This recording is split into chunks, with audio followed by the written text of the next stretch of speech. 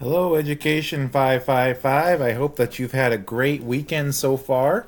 Just finished up grading your Module 3 assignments. Thank you for the work that you did on your personal position statements and the responding to each other. Hope that you enjoyed digging into a common trend or a current trend in education. And let's keep going with Module 4. So we'll head to our content here. And we'll check out Module 4, which is Contextual Development. This week's essential questions: what's happening in the world, United States, and how does your school compare? Let's check out what the required reading is. We're going to read the first part of The Smartest Kids in the World and How They Got That Way this week. It's going to help us dig into some current issues and trends and how people do school all around the world. It is a fascinating read. I think you'll really enjoy it. It's a nonfiction book, but it reads very much fiction story. It has a good storyline, as what I'm trying to say.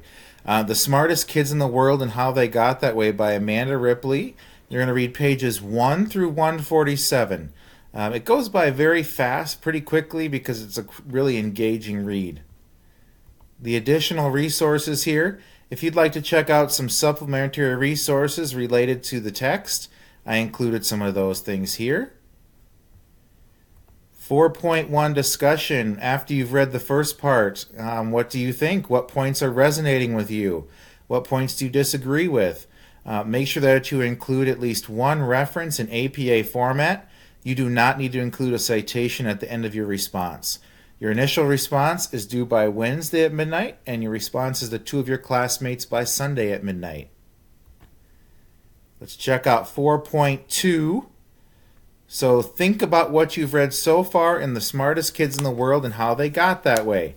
Then select something from the reading that you would like to see applied to your current school. Okay? And then answer these questions. Make sure that you focus on how it aligns to your mission statement, vision, and creed. Remember, you need to have at least one reference in APA in the typical Wednesday, Sunday deadlines. The final project.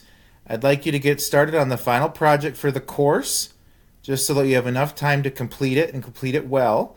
It's due on Sunday at midnight of Module 7, so you have plenty of time to work on it, but just getting it on your radar for this week. Please review this document to check out the final project. You are going to be working on a broad school issue trend TED Talk, and as we scroll down here, read through the requirements here about what we'll need to do for our project. I've got some samples here for you to check out. How to do the VoiceThread. And then getting familiar with the VoiceThread this week. So you'll be able to see all of these things on Blackboard for what requirements are there for your final project. Make sure that you do ask questions if anything comes up. Make sure you read through this, and there are also exemplars in the assignment exemplars section for the final project. Questions, anyone? If you'd like to pose questions for this week, they are here. Otherwise, that is Module 4, and I look forward to seeing your work. Have a great week, everybody.